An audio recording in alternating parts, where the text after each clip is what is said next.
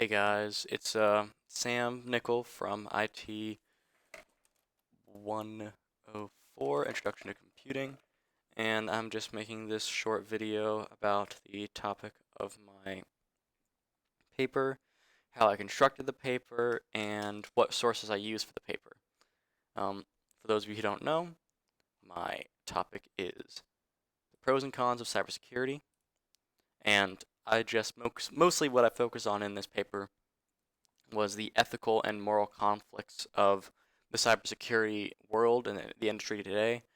And I focused on such topics as the Snowden affair and NSA, and then I talked about the legal complications. Whereas on the state level, there are lots of laws in place about cybersecurity, but not so much on a national level. And I talked a lot about the advancement of the industry itself and how far it's come since the first establishment of it. So I think now we should probably just get into it.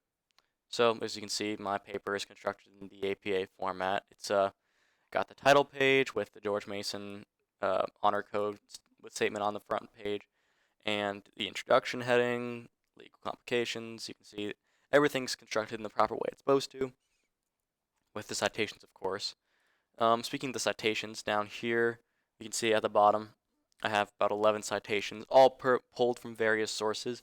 Everything from like news sources like the New York Times and certain special interest group websites such as securityintelligence.com, and I even pulled from a few books via Google Books. I couldn't, unfortunately, my references is not directly linked to it, but it does provide the necessary information to find it if one is looking for it. Sorry about that. Excuse me. Um, I did pull, I want to say at least three, maybe four articles from the George Mason, what's it called? Um, I want to say data bank because I don't know. I'm just blanking on the word right now. And most of my stuff, however, I found myself like just searching the internet for things that I could both support and sort of build my paper off of. And then mainly the points that I make, like when I like the introduction is just me explaining how cybersecurity is a complicated legal and ethical matter that people have been discussing since basically the inception of the internet and the internet culture that we live in today.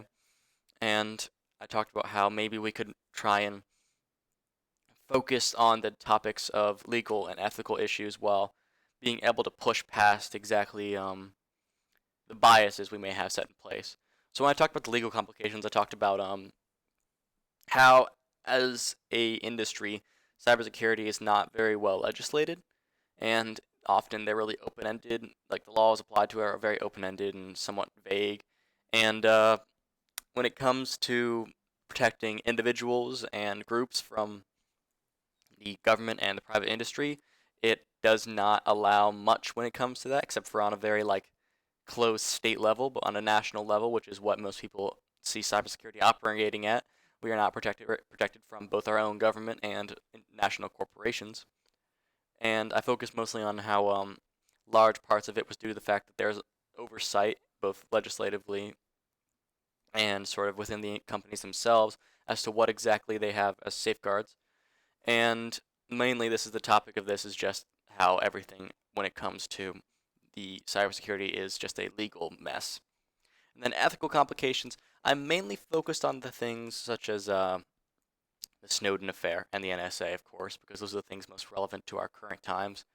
And I talked a lot about how, where, whereas the NSA, I like to hope it means well. It's not exactly going about it in the right way, what with data mining and collecting the information of our cell phones. And I talked a lot about how, even though Edward Snowden did mean well when he was releasing this information to the public, it did not necessarily help us in some aspects, like it provided holes by which certain cyber terror groups could make their way through our defenses we put in place, and that almost put all of us at risk. But luckily, we managed to break that down. And I talked a lot about how while we all try and think we're on the on the high ground morally, it doesn't necessarily mean that we are. And then security, I just talked about the advancement of the technology and how far we've come and what security barriers have been put in place that allow for people to fight off any attacks that we have, how we've moved from having one incredibly threatening attack every like maybe month to having an attack daily, and how our technology has greatly outpaced people trying to attack our systems.